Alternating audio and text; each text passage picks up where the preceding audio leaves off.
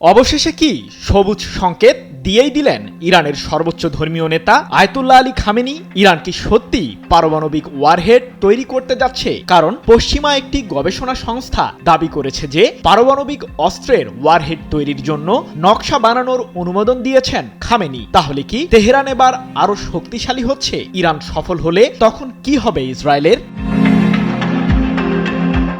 সাম্প্রতিক সময়ে ইরানের আণবিক শক্তি সংস্থার মুখপাত্র বেহরুজ কামালভান্দি জানিয়েছেন সবচেয়ে চাঞ্চল্যকর তথ্য। তার দাবি, পারমাণবিক বোমা তৈরি করা সবচেয়ে সহজ কাজ, কারণ এর জন্য জ্বালানি নিয়ন্ত্রণের প্রয়োজন হয় না, যা পারমাণবিক বিদ্যুৎ কেন্দ্র তৈরির চেয়েও সহজ। আমরা পারমাণবিক ক্ষেত্রে শক্তির দ্বারপ্রান্তে পৌঁছেছি। কামালভান্দির এমন মন্তব্যের পরই ইসরায়েল সহ পশ্চিমাদের মাঝে ইরানকে ঘিরে নতুন করে উত্তেজনা ছড়ায়।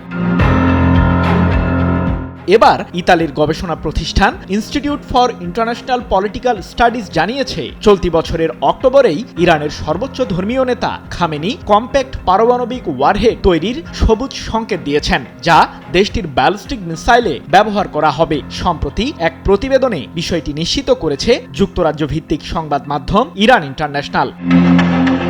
কিন্তু হঠাৎ করেই এমন নির্দেশনা কেন দিলেন খামেনি? বহুদিন ধরেই ইরানের সর্বোচ্চ প্রতিরক্ষা বাহিনী আইআরজিসির জ্যেষ্ঠ কর্মকর্তারা পারমাণবিক অস্ত্র তৈরির অনুমোদন দেওয়ার জন্য খামেনিকে চাপ দিয়ে আসছিল বলে দাবি ইতালির গবেষণা সংস্থাটির। যদিও এ বিষয়ে বরাবরের মতোই বাধা দিয়েছিলেন ইরানের সর্বোচ্চ ধর্মীয় নেতা। কিন্তু ইসরায়েলের বিরুদ্ধে চলতি বছরের জুনের 12 দিনের যুদ্ধের পর সব সমীকরণ বদলে যায়। এখন প্রশ্ন হলো, ইরান কি তাহলে ইউরেনিয়াম 90% পরিশুদ্ধ করেই ফেলেছে?